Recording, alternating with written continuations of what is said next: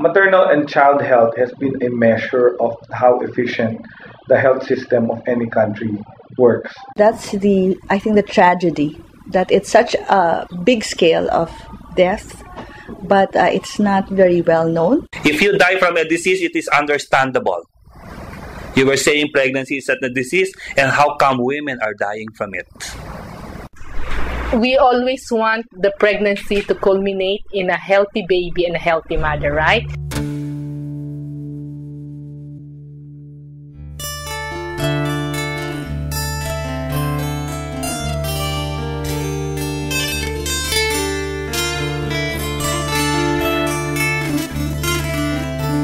According to the United Nations Children's Fund, 11 Filipino mothers die every day due to complications related to pregnancy and childbirth.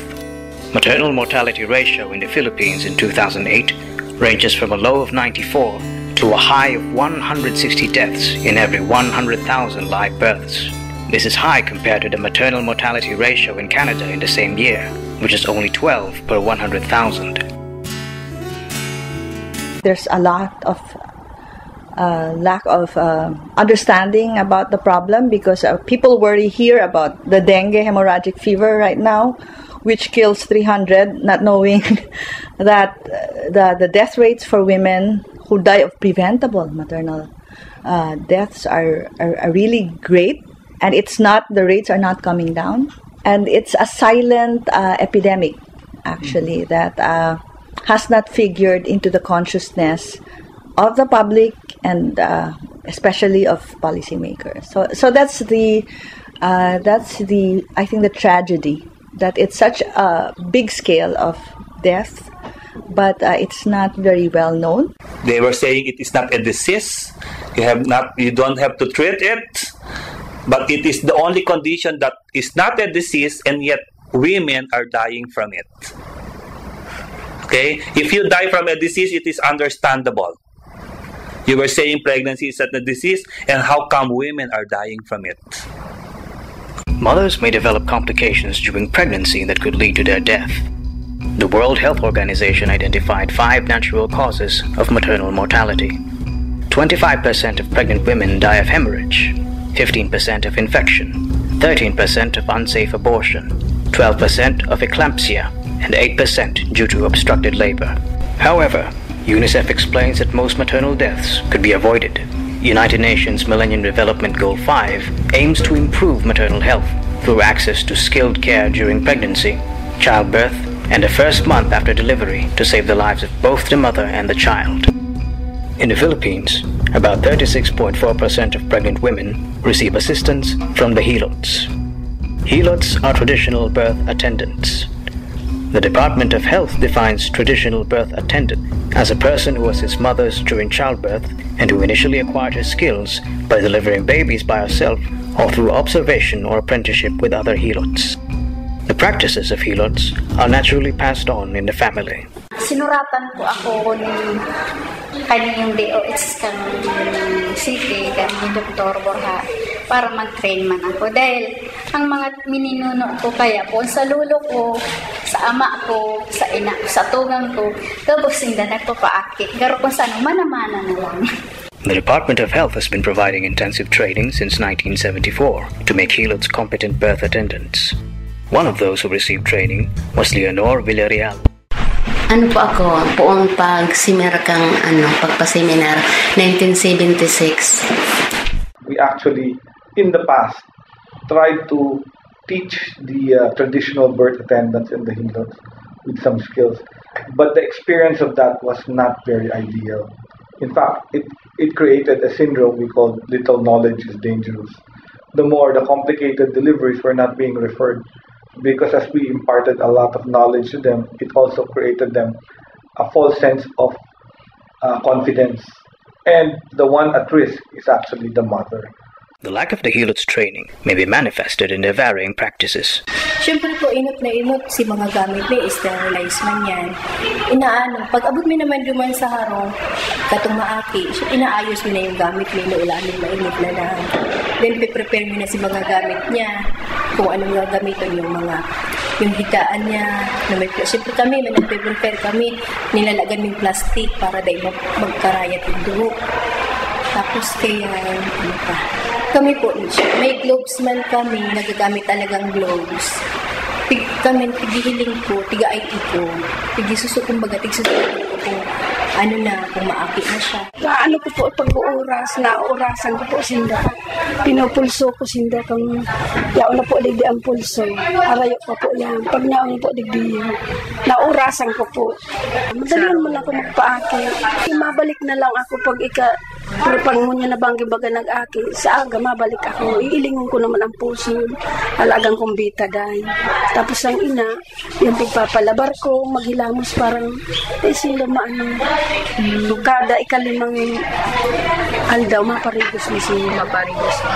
Pag nailing kong may diferensya, binadarami tuloy sa ospital. These practices are often opposed by the skilled birth attendants. Sa medical term ay medical education na ginibuhi. Bako manaro ka tong pati ang pulse rate kang pasyenteng nagle-labor, maaraman mo.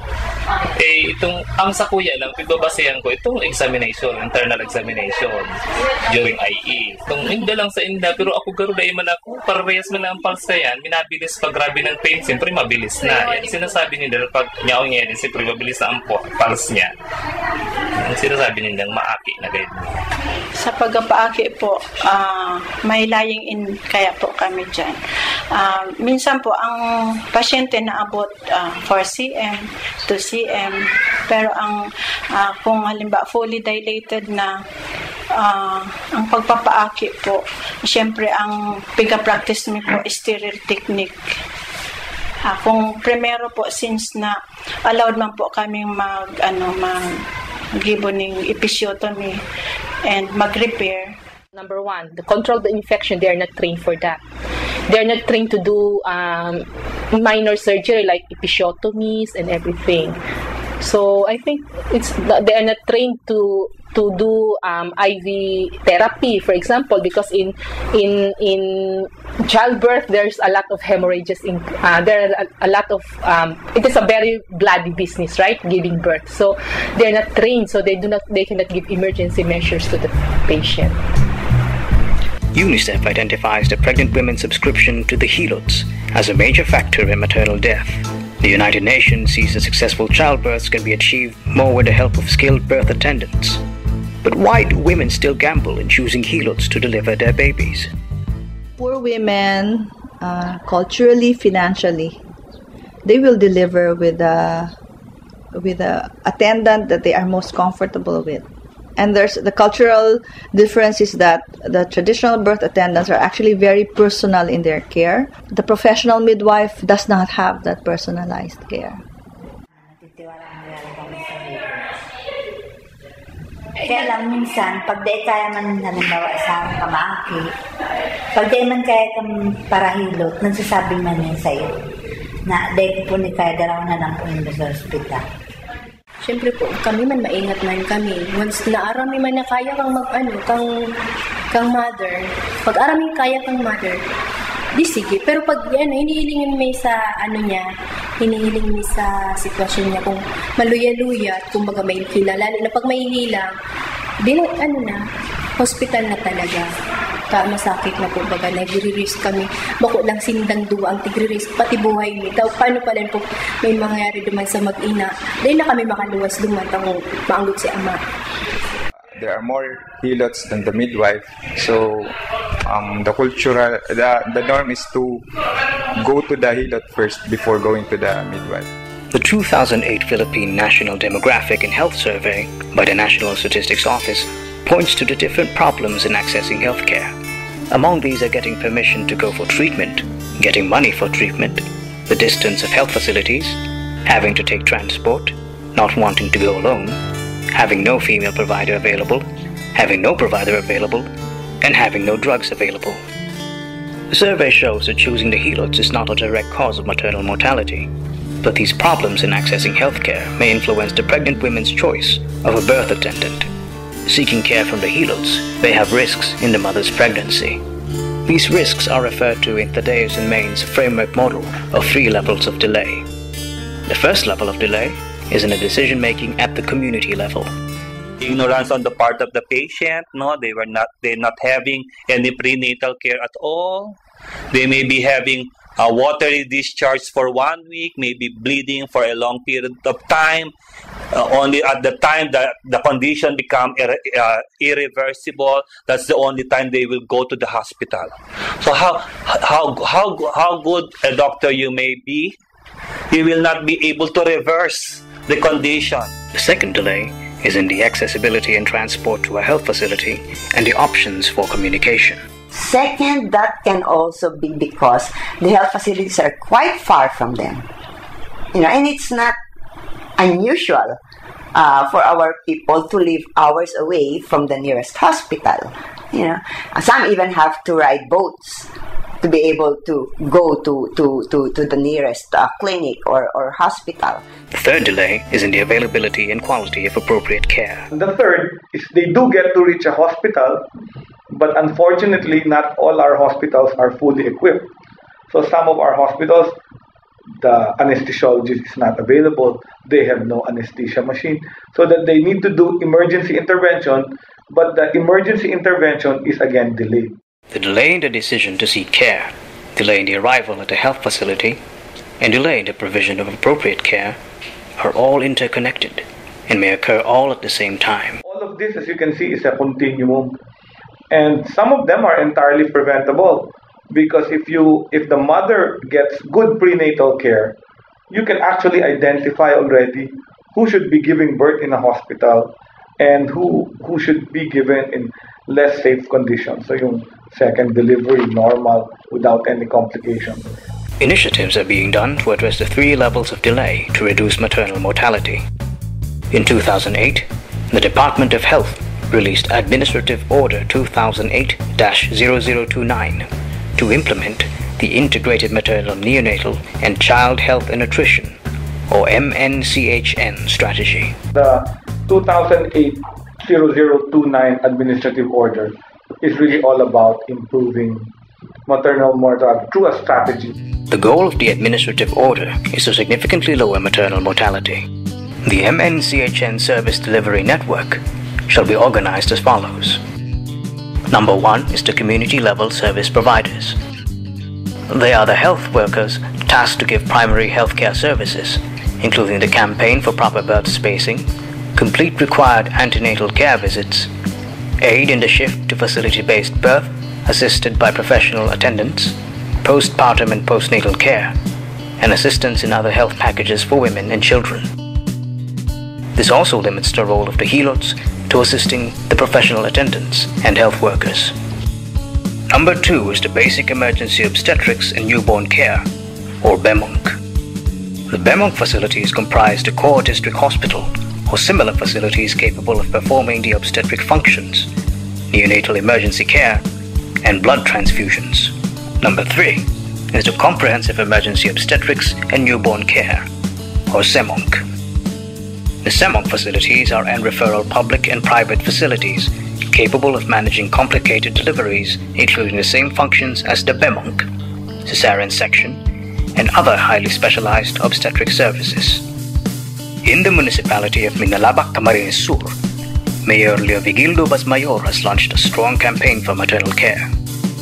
One of his initiatives is the Project Maternal Assistance Monitoring Activity, or Project MAMA.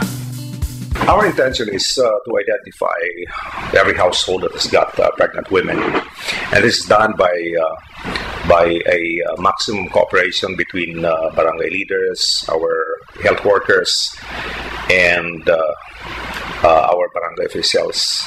The intention is to come up with a database so we can assist all of them from the time they are aware that they are pregnant up to the time that they will deliver. Also, we have tried to institutionalize one program like giving medical advice to pregnant women via cell phone, so they can text us for whatever problem that they are encountering while they are waiting for the delivery.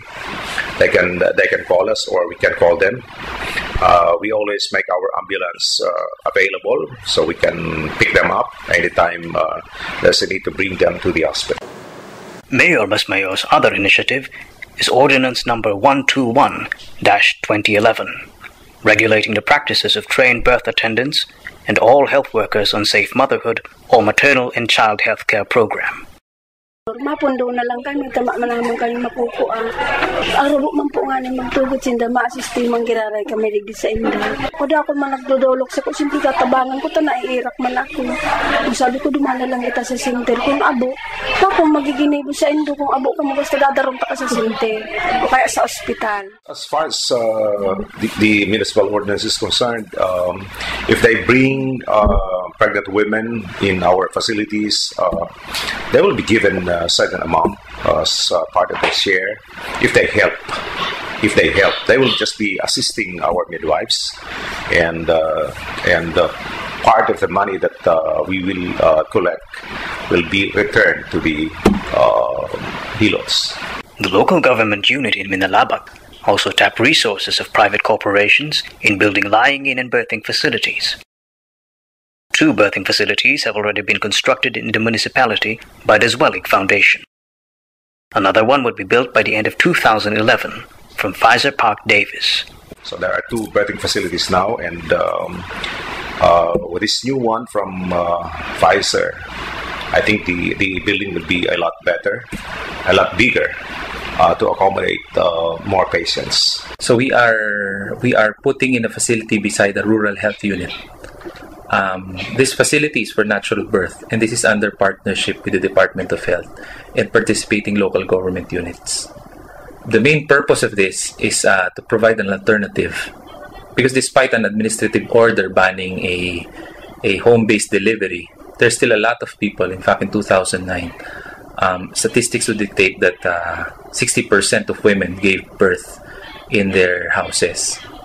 So we want to lessen that. So we would want them to just go into the facility and undertrain birth attendants. So that's the whole project there. When you look at it, 2015 is so near. So that's why we created a facility out of shipping containers, which can be done in 2 weeks' time. So we knew that we wanted to put up something fast, something that works, and something that's easily replicable in record-breaking time. Because the window is closing in, and we need to, and part of that is we believe that facilities will play a vital role in terms of curbing maternal health. Similar to Project Mama is the Reproductive Health Sentinels by Likaan, an organization advocating the health and rights of disadvantaged women and their communities. Their job, they're actually leaders in the community whose tasks involve or include watching over women with pregnancies and making sure that the women who deliver with complications are brought to the fastest facility available. Non-government organizations also push for the passage of the Reproductive Health Bill to significantly improve maternal health in the country. The bill has been languishing in the Philippine Congress for the past 16 years. It is only now that it is getting a fair chance of becoming law. Reproductive health, it requires a series of interlinked elements to ensure that every woman can have a safe reproductive life, and not just every woman, every man, woman, and even children can have safe lives when it comes to the area of reproduction. The Reproductive Health, or RH Bill, shall provide an integrated healthcare program that includes the following: family planning information and services, maternal, infant and child health and nutrition, including breastfeeding, proscription of abortion and management of abortion complications, adolescent and youth reproductive health, prevention and management of reproductive tract infections, HIV and AIDS, and other sexually transmittable infections, elimination of violence against women, education and counseling on sexuality and reproductive health, treatment of breast and reproductive tract cancers and other gynecological conditions and disorders, male responsibility and participation in reproductive health, prevention and treatment of infertility and sexual dysfunction, reproductive health education for the adolescents, and the mental health aspect of reproductive health care. Conscious efforts are being made to reduce maternal mortality, but there is still a lot to be done. Undersecretary Herbosa calls for cooperation among the different sectors in their goal to improve maternal health. None of us want our mothers to die giving birth. Is there anyone out there from the NGO, the government, or the other sectors who want mothers to die while giving birth? None. The key is to act accordingly. There's a lot of things to be done, like educating our people, informing our people that these are their rights. Health is a basic right of our people. And government must also show some honest efforts in addressing this problem. It should be among the top priorities. That is tighter coordination of health services at the national, the regional, the provincial, and the local health level. So that will take a great deal of political will. There are initial steps to this. There is an initiative, both NGO and government now, which is called the Universal Healthcare approach. Siguro, bako lang kami dito sa local, from national din mag-health. Bako lang sila magtatao, magbabawa kang administrative order. And yet, sa local, dahil manaan bako. Dapat, duman mo na tatawan mang kitang support, paano man may implement kung ang irang hadit man sana. We cannot do this alone. In fact, it is imperative that the health facilities and services should start from the bottom. It should start from the municipality. We have to work with the government, with the politicians. We have to have a really nice health care. We have to reduce the population. I think it's not just on the health side or maternity side. It has to go with the economic condition also. As health workers, we will take care of whatever is tasked to us, but the others, the rest, I hope will do their part in alleviating the situation of these people. The thing to do is to make pregnancies and childbirth safe. The question, of course, is how. And the answer is by providing the services that are necessary to make the pregnancies and childbirth safe. If we say that 80% are because of complications that women incur before or during childbirth, then the solution is really to have the services.